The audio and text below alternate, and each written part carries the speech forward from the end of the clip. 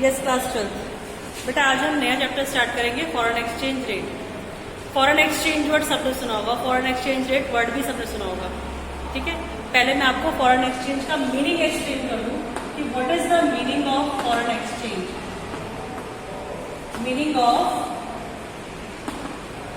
Foreign exchange हमारी country की currency को छोड़ के, हमारी कंट्री की करेंसी को छोड़ के जितनी भी अदर करेंसीज हैं, यानी currencies of rest of the world, वो सारी करेंसीज हमारी क्या कहलाती है? They are called foreign exchange. Indian rupee, हमारी कंट्री तो इंडिया है, तो इंडियन रुपी को छोड़ के जितनी भी करेंसीज हैं पूरे वर्ल्ड में, वो सब हमारे लिए क्या है? फॉरेन एक्सचेंज है। ऐसे ही दूसरे के लिए, कोई अमेरिकन है तो उसके लिए डॉलर को छोड़ के जो करेंसीज होंगी वो क्या होंगी? फॉरेन एक्सचेंज होंगी। यानी आप जिस कंट्री को बिलोंग करते हो उस कंट्री की डोमेस्टिक करेंसी को छोड़कर उसके अलावा जितनी भी करेंसीज है हमारे पूरे वर्ल्ड के अंदर, वो सब फॉरेन एक्सचेंज कहलाती है। और हम उन्हें फॉरेन करेंसी भी कहते हैं।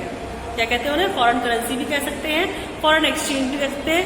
बोथ टर्म्स सेम है, दोनों का मीनिंग बिल्कुल सेम है।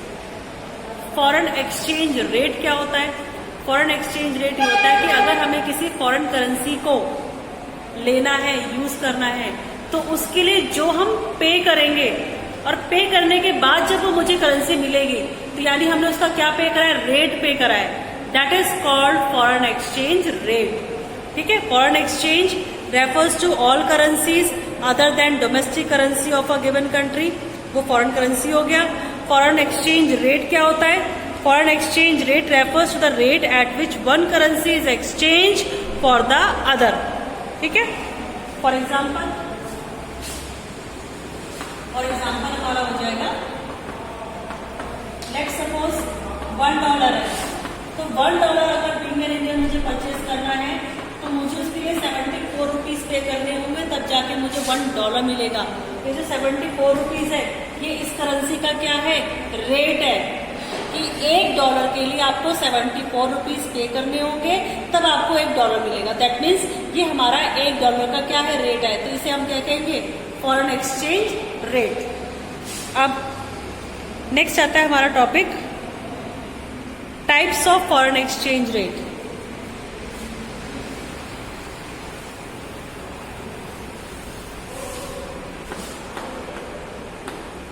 Types of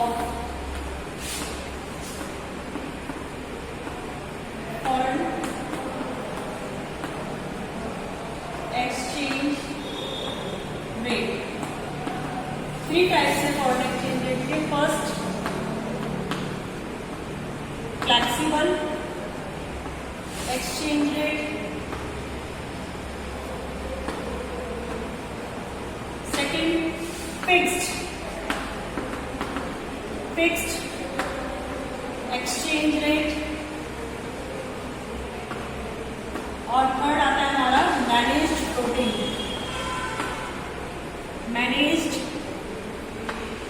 floating exchange rate. Floating exchange rate, इन तीनों ही रेट्स को हमें ब्रीफ में डिस्कस करना है।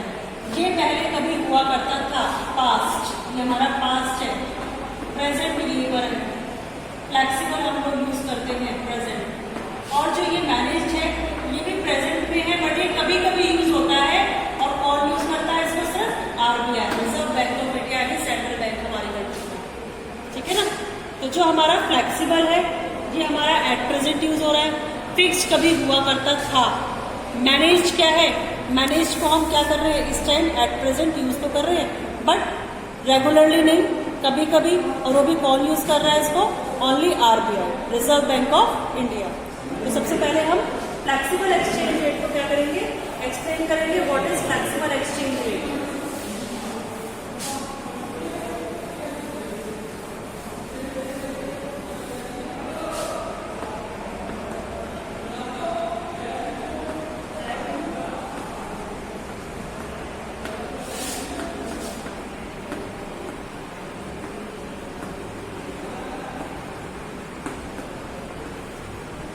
मैंने आपको एग्जांपल दिया था $1 का जो रेट है 74 रुपीज पे करना है। ये 74 रुपीज़ रेट आया कैसे निकाला गया कि $1 का 74 रुपीज़ है? On the basis of market forces.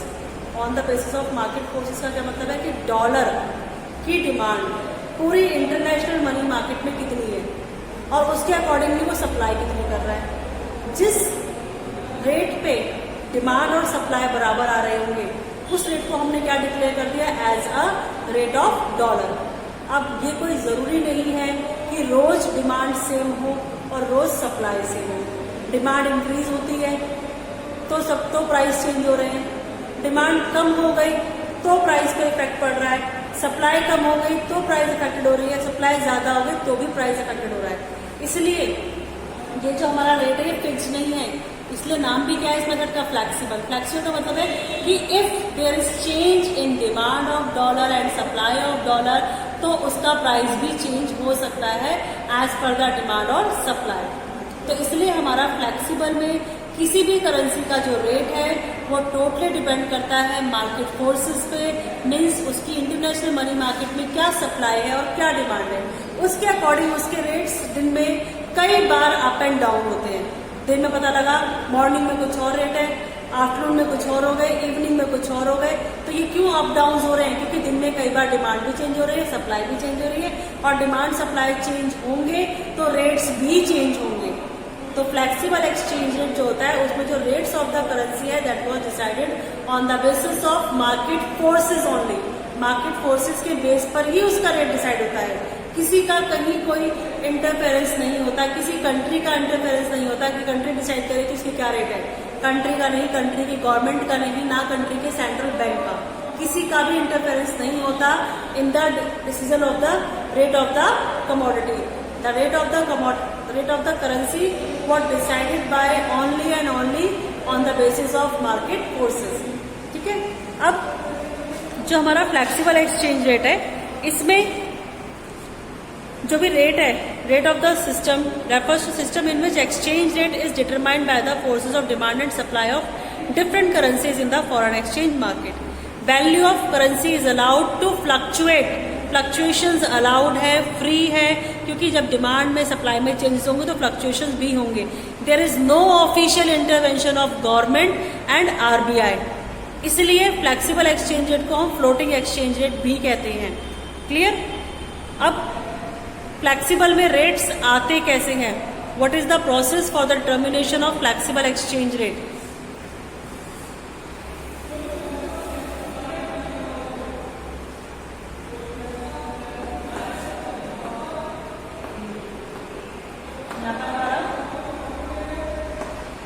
Foreign exchange rate आ गया,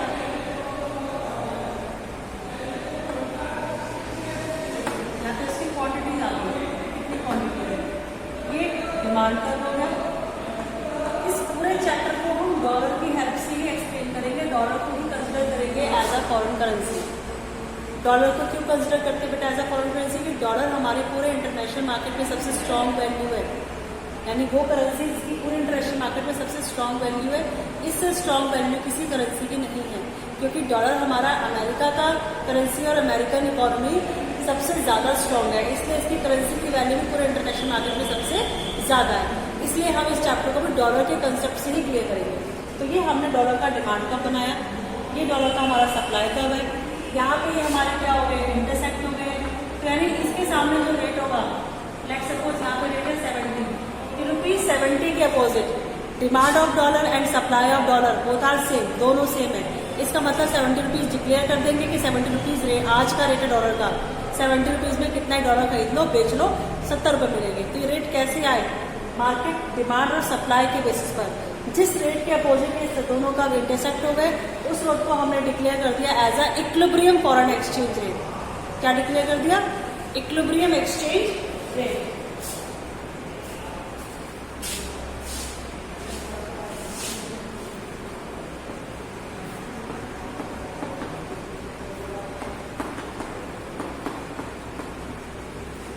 अगर 70 से ऊपर ₹75 रखते तो क्या रिजल्ट होता?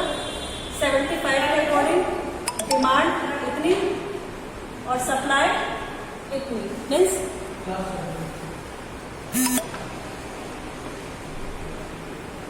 70 के अकॉर्डिंग डिमांड सिर्फ OQ तक है और सप्लाई OQ1 तक है, यानी सप्लायर सप्लाई करने को तो तैयार है बहुत सारे $, बट लेने वाला तो तैयार नहीं 75 पे, यानी ये कंडीशन क्या हो गई हमारी, एक्सेस ऑफ सप्लाई, सेटिस्फैक्ट्री नहीं है। और अगर हम बात करें